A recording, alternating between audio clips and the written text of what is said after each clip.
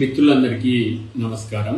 ఇప్పుడు మనం జాతీయ కుటుంబ ప్రయోజన పథకం నేషనల్ ఫ్యామిలీ బెనిఫిట్ స్కీమ్ గురించి తెలుసుకుందాము. వాస్తవానికి నేషనల్ ఫ్యామిలీ బెనిఫిట్ స్కీమ్ ప్రధాన ఉద్దేశం ఏంటంటే, ఎవరైనా కుటుంబంలో సంపాదించే వ్యక్తి చనిపోతే ఆ కుటుంబానికి తక్షణ సహాయంగా 20,000 రూపాయలు అందే విధంగా కేంద్ర ప్రభుత్వం తీసుకొచ్చిన పథకం. అయితే ఈ పథకానికి ఎవరు అర్హులు, ఎలాంటి దరఖాస్తులు ఇవ్వాలి అనేది మనం మాట్లాడుకుందాం.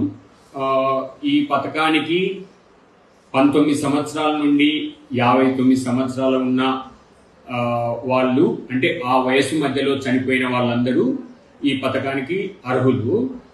అయితే వాళ్ళు బీపీఎల్ కార్డ్, అంటే బిలో పావర్టీ లైన్, అంటే మన కాడ తెల్ల రేషన్ కార్డ్ అయినా సరే, ఫుడ్ సెక్యూరిటీ కార్డ్ అయినా సరే, ఇవి కలిగిన వాళ్ళందరూ కూడా ఈ పథకానికి అర్హులు.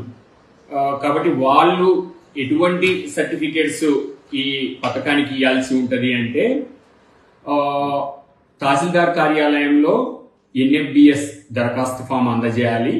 ఆ దరఖాస్తు ఫామ్తో పాటు Aadhaar xerox, ration card xerox, చనిపోయిన వ్యక్తి death certificate, bank account xerox ఇవ్వాలి.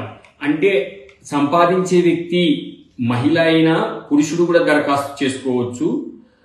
పురుషుడు చనిపోయినా మహిళ దరఖాస్తు చేసుకోవచ్చు. అంటే సంపాదించే వ్యక్తి అయి ఉండాలి, ఎవరు అయినా దరఖాస్తు చేసుకోవచ్చు. ప్రాసెస్ ఎలా ఉంటుంది అంటే, మన దరఖాస్తు మొదట తహసీల్దార్ కార్యాలయంలో ఇస్తాము. అక్కడి నుంచి అది ప్రాసెస్ జరిగి RDO కార్యాలయానికి వెళ్తుంది. అక్కడి నుంచి ప్రాసెస్ జరిగి DRO కార్యాలయానికి వెళ్తుంది. అక్కడి నుంచి SERP office, society for elimination of rural poverty అని హైదరాబాద్ లో ఉంటుంది. ఆ కార్యాలయానికి వస్తే వాళ్ళు బాధితుల అకౌంట్ లో డైరెక్ట్ గా 20,000 రూపాయలు వేస్తారు. కాబట్టి దయచేసి చెప్పేది ఏంటంటే, లబ్ధిదారులందరూ తప్పకుండా ఈ NFBS కు దరఖాస్తు చేసుకోండి. ఇది కేంద్ర ప్రభుత్వం నుంచి వచ్చే సహాయం. డైరెక్ట్ గా మధ్యలో ఎవరూ లేకుండా బాధితులకు డైరెక్ట్ గా లబ్ధి చేకూరే పథకం.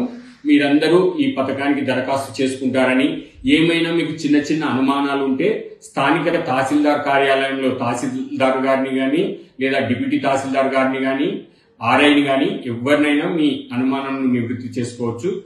దయచేసి ఈ పథకానికి అందరూ వినియోగించుకోవాలని, సద్వినియోగం చేసుకోవాలని కోరుకుంటున్నాను.